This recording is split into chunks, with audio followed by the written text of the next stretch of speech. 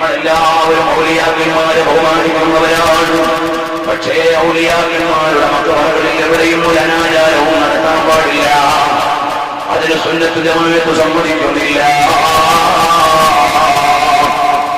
നോക്കൂ സഹോദരന്മാരെ, പള്ളി ഉണ്ടാക്കി കഴിഞ്ഞാൽ എല്ലാവർക്കും പ്രവേശനത്തിനൊരു ദിവസം എവിടെ നിന്നാണ് ഇത് കിട്ടിയത്? ആരാണ് ഇതിന് ലൈസൻസ് നൽകിയത്? ആരാണ് ഇതിന് പെർമിഷൻ നൽകിയത്? ഒരു പള്ളി ഉണ്ടാക്കിയാൽ അതാ പൊതുദർശനത്തിന് വേണ്ടി പള്ളിയിൽ ഒരു ദിവസം അതിൽ ശുദ്ധിയുള്ളവരും ശുദ്ധിയില്ലാത്തവനും ജനാപത്തുകാരനും ജനാപത്തില്ലാത്തവനും എല്ലാം കയറി ഇറങ്ങുകയാണ്. അതോ പഴയ പള്ളി ഉണ്ടായിരുന്ന സ്ഥലത്ത് പുതിയ പള്ളി ഉണ്ടാക്കിയിട്ട് അതിൽ തന്നെ പുതിയ പള്ളി ഉണ്ടാക്കിയിട്ട് പണ്ടേത് പള്ളി തന്നെ പുതിയ ബിൽഡിംഗ് ഉണ്ടാക്കിയപ്പോഴേക്ക് പുതിയ പള്ളി എന്ന നിലയ്ക്ക് അതാളുകൾ കയറിയിറങ്ങുകയാണ്. അതിൽ എത്രയോ ജനാപത്തുകാരുണ്ട്. അതൊന്നും ചിലപ്പോൾ കമ്മിറ്റിക്കാർ ശ്രദ്ധിക്കുന്നില്ല. ആണിനും പെണ്ണിനും ജാതി മത ഭേദമില്ലേ പള്ളിയിൽ കയറാം എന്ന് പറഞ്ഞ് പള്ളി തുടങ്ങി. എന്താണ് കാരണം? അമ്പലത്തിൽ പോകുന്ന ഹിന്ദുവിന് അതിൻ്റെതായ ചിട്ടയുണ്ട്. അവൻ ആ മര്യാദ പാലിച്ചുകൊണ്ടേ ശബരിമലയിൽ ഗുരുവായൂരിലേക്ക് പോകുന്ന ആളുകൾ അതിനു മുമ്പ് ചില സ്ഥലങ്ങളിൽ കുളിക്കും. അതവരുടെ മതത്തിന്റെ ആചാരമാണ്. അതിനെ കുറ്റപ്പെടുത്താൻ പാടില്ല. അവർക്ക് ഇവിടെ എല്ലാ സ്വാതന്ത്ര്യത്തിലും ജീവിക്കാൻ അവകാശമുള്ള രാജ്യമാണ്. അതുപോലെ ക്രൈസ്തവ സഹോദരന്മാർക്ക് മാമോദിസ കർമ്മം അവർക്ക് അവരുടെ മതത്തിൽ പുണ്യമുള്ള കാര്യമാണ്. അങ്ങനെ ഓരോ മതത്തിനും ആ മതത്തിൻ്റെതായ ശുദ്ധയുണ്ട്. ഒരു മതക്കാരനും മറ്റൊരു മതക്കാരനെ കളിയാക്കരുത്. വേറെ ഒരു മതക്കാരനെ കുറ്റം പറയരുത്. അതുപോലെ തന്നെ മറ്റു മതക്കാരന്റെ ആചാരം വേറെ മതക്കാരൻ കടന്നുകൂടി ചെയ്യരുത്. അതും ശ്രദ്ധിക്കേണ്ട കാര്യമാണ്. പ്രിയമുള്ള സഹോദര, പള്ളിയാണെങ്കിൽ മുസ്ലിമായ ആളാണെങ്കിൽ പോലും ജനാപത്തോടുകൂടി കടക്കാൻ പാടുണ്ടോ? വലിയ ശ്രദ്ധിക്കാരന് പള്ളിയിൽ കടക്കാൻ പാടില്ലല്ലോ. അത് മുസ്ലിമെന്ന് വ്യത്യാസം പോലുമില്ല. എന്നാൽ നീ എല്ലാവർക്കും വേണ്ടി പള്ളി ഉണ്ടാക്കിയിട്ട് തുറന്നു കൊടുത്താൽ അതിൽ കുട്ടിയും ആണും പെണ്ണും ശുദ്ധിയുള്ളതും ഇല്ലാത്തതും എല്ലാം കയറിയിറങ്ങിയാൽ കമ്മിറ്റിക്കാരെ പള്ളിക്ക് ഭരണസമിതിയില്ല, പള്ളിക്ക് പരിപാലന സമിതിയേ ഉള്ളൂ. പള്ളി ഭരിക്കാൻ ഒരാൾക്കും അധികാരമില്ല. പള്ളി പരിപാലനം ചെയ്യാനാണ് നമ്മളോട് പറഞ്ഞത്. ആ പരിപാലനം നടത്തുന്ന ആളുകൾ ഇത്തരം തെറ്റുകൾക്ക് കൂട്ടുനിന്നാൽ നാളെ അല്ലാഹുവിന്റെ അടുക്കൽ ഒരു കുറ്റക്കാരാണ്. പ്രിയമുള്ള സഹോദരിമാരെ, ഈ പരിപാടിക്ക് നല്ല ചെലവുണ്ട്. ചെറിയ വിദ്യാർത്ഥികൾ, ചെറുപ്പക്കാർ പരിപാടി ചെറിയ സംഘാടകർ വർഷത്തിലാണ് എല്ലാവരും നല്ല സംഭാവന എനിക്ക് വേഗം ട്രെയിന് പോകേണ്ടതാണ് ഞാൻ കിട്ടുന്നില്ല. പ്രിയമുള്ള സഹോദരന്മാരെ, മനസ്സിലാക്കണം, ഇതുപോലെ അല്ലാഹുവിന്റെ പവിത്രമായ ദീനിന്റെ ചിട്ടകൾ എല്ലായിടത്തും പാലിക്കണം. മഹാന്മാരുടെ മക്ബറകളിൽ അവരെ ആദരിച്ചുകൊണ്ട് സിയാറത്തിന് പോകണം.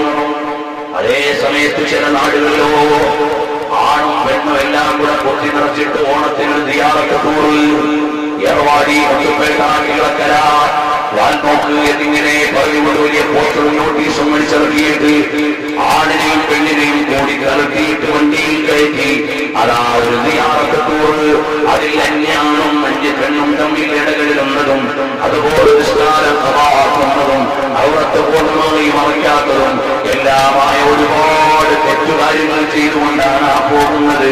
അത്തരം സിയാറത്ത് ടൂറിന് നമുക്ക് ന്യായീകരിക്കാൻ പറ്റൂല. അല്ല മൊയ്യാരെ, എന്തേ നിങ്ങളുടെ നയമൊക്കെ മാറിയോ? ഇതാണ് മോനെ സുന്നത്ത് ജമാഅത്തിന്റെ നയം.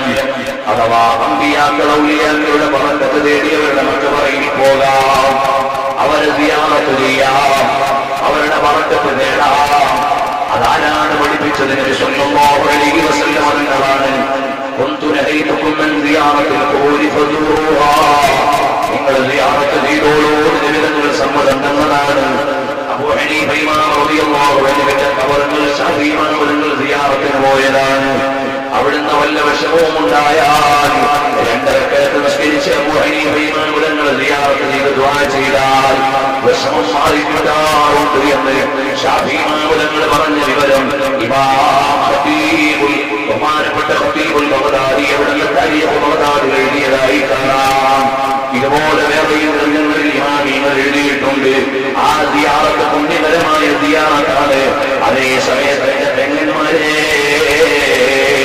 തലയത്തോടും കഴുത്തൊന്നും മറക്കാതെ അതാ കരുനാഗപ്പള്ളി ശൈഖന്മാരുടെ അടുക്കലേക്കാണെങ്കിലും സിയാറത്തിൽ ചെന്നാൽ ഔലിയാക്കൾക്ക് പൊരുത്തമുള്ള കാര്യമല്ല.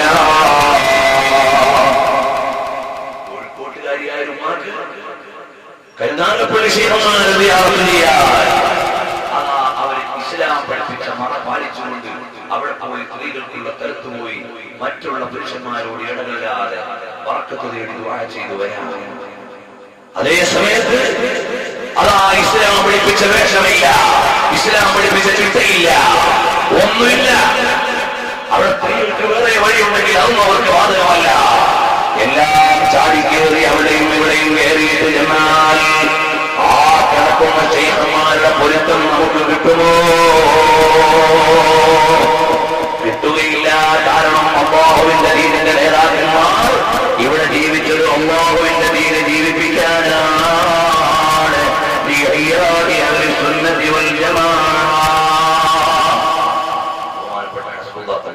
നമ്മുടെ വേദിയിലേക്ക് വരുന്നു. അല്ലാഹു തആല ദീർഘായുസ്സുമാറാകട്ടെ. ഒരുപാട് കാലം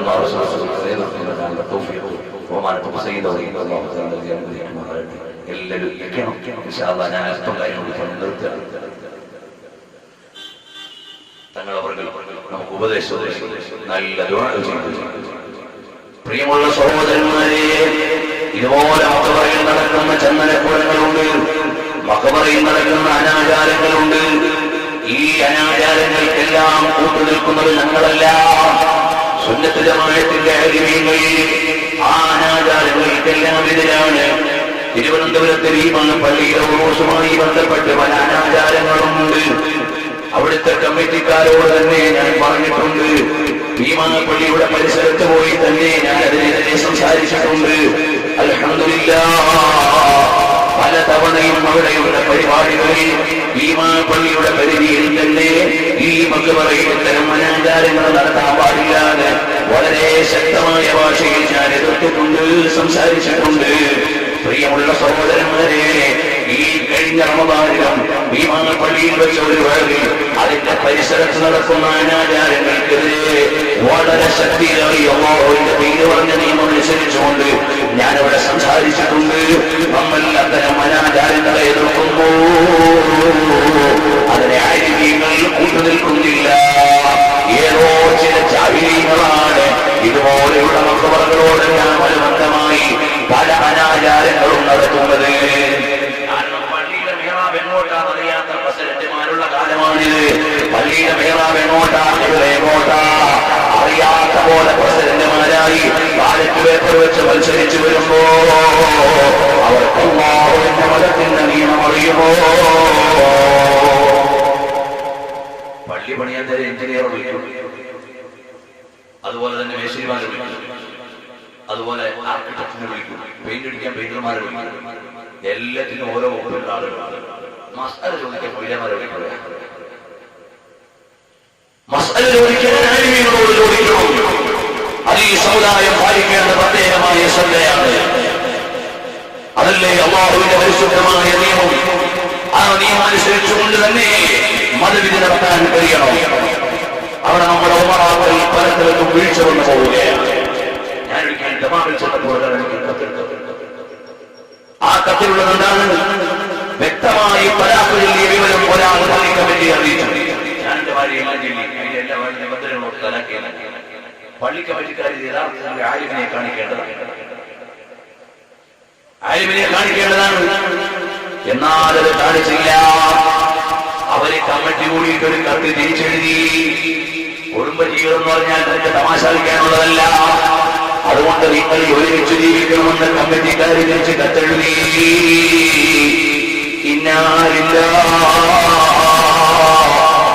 ഇതുപോലെ മനം കൈകാര്യം ചെയ്യുന്ന ആളുകൾ ഓരോന്നിനും ഓരോ വകുപ്പിലുള്ള ആളുകളുണ്ട്. അതേ വകുപ്പിലുള്ള ആളുകളെ കൈകാര്യം ചെയ്യുന്നത്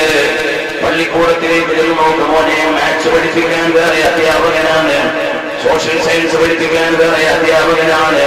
അതുപോലെ നമ്മുടെ സമുദായത്തിൽ പൊതുകാര്യങ്ങൾ ചെയ്യാൻ ഉമറാക്കന്മാര് മുന്നിട്ട് നിൽക്കുമ്പോൾ എന്ത് വേണം? മതത്തിന്റെ നിയമം പഠിച്ചവരോട് ചോദിച്ചു വേണം മതനിയമങ്ങൾ പറയാ. ഈ വിഷയങ്ങളെ ബോധ്യപ്പെടുത്താൻ വേണ്ടി ഇമാം ഗസാലി തങ്ങൾ ഗ്രന്ഥം എഴുതിയിട്ടുണ്ട്. ആ ഗ്രന്ഥത്തിന്റെ പേരാണ് ഇൽജാമുൽ അവാം. സാധാരണക്കാരായ ആളുകളെ നിയന്ത്രിക്കുന്ന ഗ്രന്ഥം.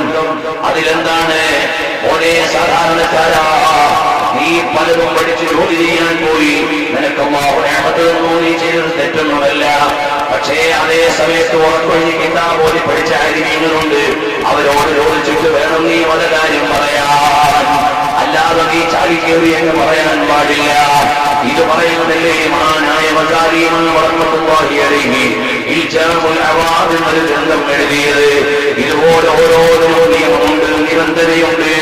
അല്ലാഹുവിന്റെ പരിശുദ്ധമായ നിയമങ്ങൾ കാറ്റിൽ പറത്താൻ പാടില്ല.